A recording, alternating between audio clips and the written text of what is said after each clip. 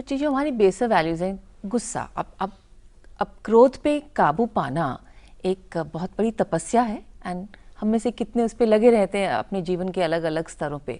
तो जैसे गुस्सा होता है, हमारा अहम होता है, ये सब रोज के जीवन को व्यतीत करने में ज़रूरी होते हैं या इनका अप्रोच अलग होता है? देखिए, गुस्सा लाना बुरा नहीं है, गुस्से में आना बुरा है।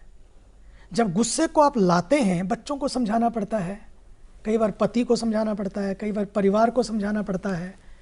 एक नारी को बहुत कुछ सहना पड़ता है, एक नारी को बहुत कुछ करना पड़ता है, होना पड़ता है, झेलना पड़ता है,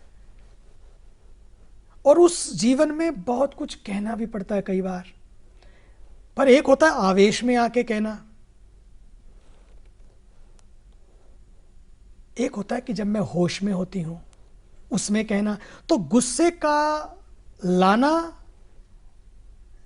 और एक होता है गुस्से में आना। जब आप गुस्से को लाते हैं केवल बच्चों को समझाने के लिए, किसी चीज को समझाने के लिए, तो यू आर कॉन्शियस, आपको पता है कि मैं नाटक भी कर रही हूं और मैं समझा भी रही हूं। वो साक्षी भाव होता है। साक्षी भाव होता जी, है। बिल्कुल। तो ये जो साक्षी भाव है, उसमें जब आप होते हैं तो आप खुद को खोते नहीं हैं। खुद में होते हैं, आप खुद को खोते नहीं हैं। लेकिन जब आप गुस्से में आते हैं तो अपने को नहीं पता लगता कि मैं कहां पहुंच गई, और लगता, oh my God, what I said, I should not have done it, I should not have said it. Then you lose yourself. You lose completely yourself. You lose your identity, you lose your respect.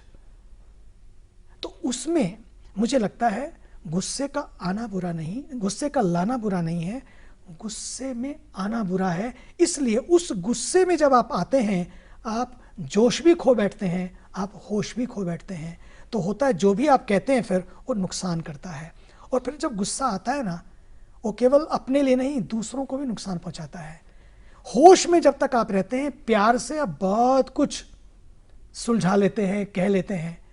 जरूरी नहीं है कि कुछ बोलकर ही कुछ तोड़ा जा सकता है।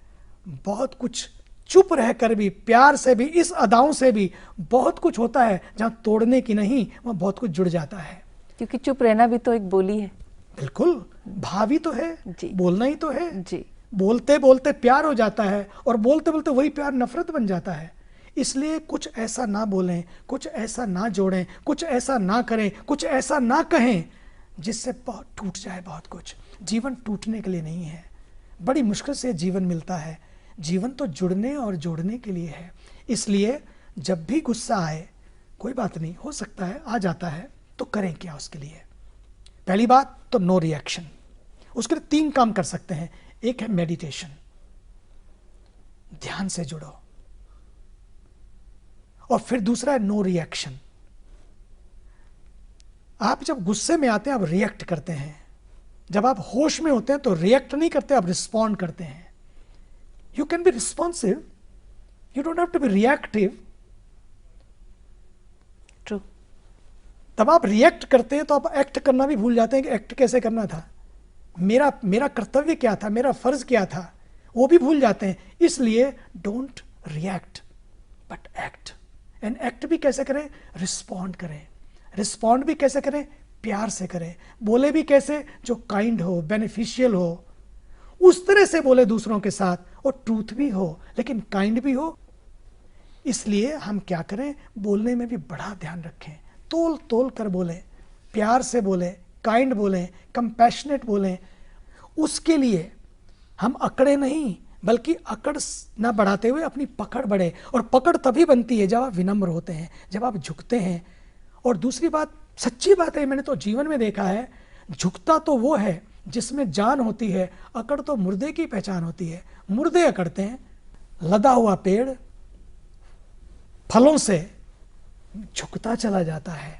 जीवन में झुकें, जितना झुकेंगे उतना आप और आगे बढ़ेंगे, जड़ों से जुड़े रहेंगे। ये बहुत ज़रूरी है, और इसके लिए सबसे ज़्यादा ज़रूरी है मेडिटेशन। और फिर भी रिएक्ट कर जाए, रात को सोने से पहले इंट्रोस्पेक्शन, अपनी बैलेंस शीट बनाएं। तो नवरात्रि का पर्व है, हम फास्ट तो करें, लेकिन फास्ट के साथ साथ, उपवास के साथ साथ हम एक बात और भी करें कि मेरी हर रात्रि पर्व बन जाए। हम इतने फास्ट न चलें जीवन में, उस फास्ट में हम खुद को भी देखें, दूसरों को भी देखें, और तीसरी बात, इंट्रोस्पेक्शन में ये ध्यान रखें कि लाइफ केवल अपने लिए नहीं है, लाइफ तो सबके लिए है, अपनों के लिए है। उन अपनों में हम पूरे विश्व को अपना बना लें। तो आज वैसे भी 65% India is a young India, तो इस यंग इंडिया को तंग दिल इंडिया ना बनाएं। बहुत ज़रूरी है अपने दिलों को, अपने दिमागों को खोल के रखें, कोई बैरियर्स ऐसे क्रिएट ना करें।